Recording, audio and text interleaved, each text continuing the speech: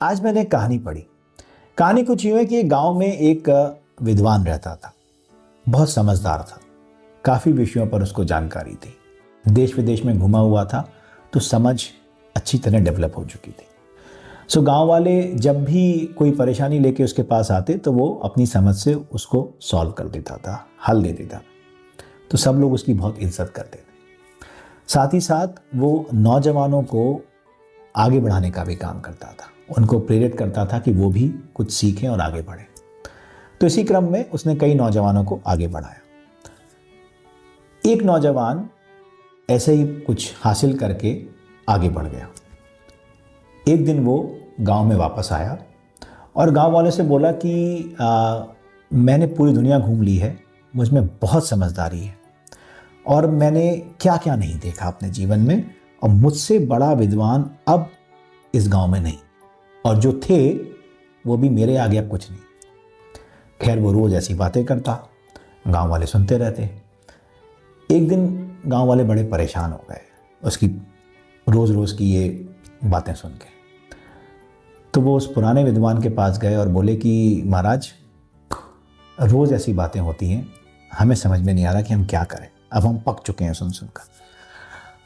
तो वो विद्वान जो थे वो थोड़ा मुस्कुराए और उन्होंने गांव वाले से कहा कि वो आपसे कहते हैं ना कि उन्होंने ये देखा, वो देखा, फलाना देखा, ढिमकाना देखा, तो अब एक काम करिए, उनसे ये पूछिए कि एक भी चीज़ ऐसी डिस्क्राइब करें आपको जो उन्होंने देखी हो।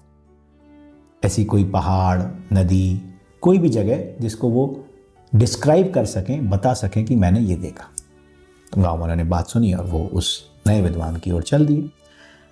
नए विद्वान से उन्होंने पूछा कि भाई तुम बताओ, तुमने क्या देखा सबसे खूबसूरत चीज़? तो उसने कुछ डिस्क्राइब किया कि ये था, वो था, पहाड़ था, पंछी थे, घर था, झोपड़ी थी, नदी थी, कुछ बताया। गांव वाले वो सुनकर पुराने विद्वान के पास पहुंचे। पुराने विद्वान को जब ये सारी बातें बताई तो वो फिर मुस्कुराए। उन्होंने गांव वाले से कहा कि आप एक काम करिए, इस जगह से 20 कोस दूर पश्चिम में एक जगह है, वहां जाकर देख कर आइए। जब गांव वाले वहां गए तो वो एकदम वही जगह थी जो वो नया विद्वान बता रहा था। तो उनको सब समझ में आ गया कि ये कहीं गया ही नहीं है, इसकी तो सोच इतनी सी ही है। वो समझ गए और वो वापस आ गए और उन्होंने पुराने विद्वान से कहा कि अब हम समझ गए कि सच क्या है और झूठ क्या है। कहानी तो बस इतनी सी है, पर इसके मायने बहुत अलग है। अक्सर हमारे आसपास ऐसे बहुत सारे लोग मिलते हैं हमको, जो थोड़ा सा कुछ पा जाते हैं तो वो समझने लगते हैं कि जो उन्होंने पाया है वो ना तो आज तक किसी ने पाया है और ना आगे कोई पाएगा। वो समझते हैं कि हम सब कुछ जानते हैं।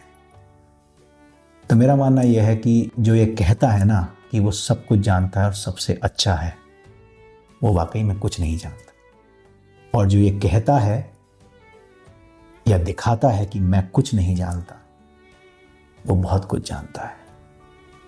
पहचानने की ज़रूरत है कि कौन ऐसा है और कौन वैसा है।